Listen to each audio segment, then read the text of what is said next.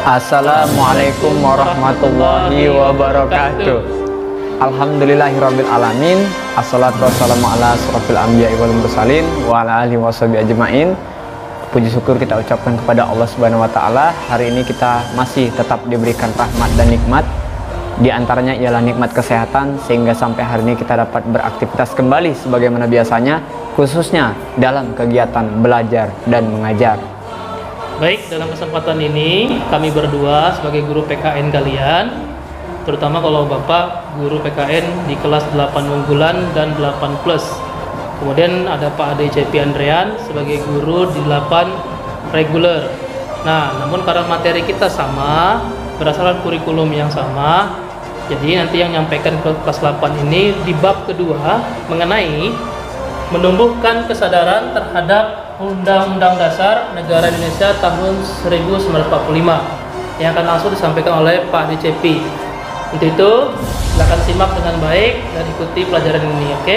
Makasih Pak Darwin. Sekian opening ceremony kita tadi. Nah, ini adalah bukti atau contoh daripada kitab Undang-Undang Dasar yang selama ini kita pedomani sebagaimana yang kita terapkan dalam negara kita. Nah, selanjutnya kita akan membahas tentang menumbuhkan kesadaran terhadap Undang-Undang Dasar Negara Republik Indonesia tahun 1945. Pada subjudul yang pertama ini, pada bagian A, kita akan fokuskan yaitu tentang kedudukan dan makna pembukaan Undang-Undang Dasar Negara Republik Indonesia tahun 1945. Dikerucutkan menjadi kedudukan pembukaan Undang-Undang Dasar Negara Republik Indonesia tahun 1945. Sebagaimana kita ketahui bahwa hukum dasar atau yang disebut dengan konstitusi ini terbagi dua. Yang pertama ialah konstitusi tertulis dan yang kedua adalah konstitusi tidak tertulis. Konstitusi atau hukum dasar tertulis dapat dicontohkan seperti produk Undang-Undang Dasar 1945 sebagaimana sudah tercantum lengkap, di antaranya ia adalah pembukaan, lalu ada batang tubuh, lalu ada 3 aturan perahlian dan 2 aturan tambahan. Nah, sedangkan yang tidak tertulis ini adalah berupa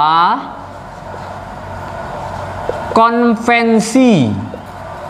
Artinya adalah yang mana dasar hukum ini yang terbiasa terpelihara dalam ketatanegaraan kita. Contohnya pidato kepala negara atau pidatonya presiden. Cukup sampai di sini? Ya, baik. Selanjutnya di kedua, hubungan pembukaan dan proklamasi kemerdekaan. Kita akan membuktikan ada tidaknya hubungan antara pembukaan Undang-Undang Dasar Negara Republik Indonesia tahun 1945 dengan proklamasi kemerdekaan. Kita lihat pada alinea yang pertama. Poin yang pertama menunjukkan adanya bukti bahwa terdapat kalimat bahwa kemerdekaan ialah hak segala bangsa. Di sini menunjukkan bahwa Indonesia mengakui dan menyadari bahwa setiap bangsa di suatu negara harus merdeka. Kedua, alasan perjuangan kemerdekaan bangsa Indonesia telah sampai pada saat yang menentukan. Artinya adalah Indonesia telah merencanakan jauh-jauh hari untuk mencapai cita-cita yang mulia sebagaimana cita-cita yang diinginkan oleh leluhur kita, yaitu tentang kemerdekaan. Ketiga, merupakan uraian terperinci dari kalimat pertama proklamasi kemerdekaan. Masih ingat uraian terperinci dari kalimat pertama proklamasi kemerdekaan? Masih ingat anak-anak? Kami bangsa Indonesia dengan ini menyatakan kemerdekaan Indonesia. Nah, yang keempat, memberi arah pertanggungjawaban terhadap pelaksanaan proklamasi kemerdekaan. Artinya, bangsa Indonesia harus mewujudkan contoh konkret atau contoh real daripada wujud untuk mencapai cita-cita bangsa dan negara. Di sini telah terperinci adanya sila Pancasila, mulai dari sila yang pertama sampai yang kelima, yang sama-sama kita bisa pahami dan sama-sama mungkin kita sudah hafal setiap upacara itu disampaikan.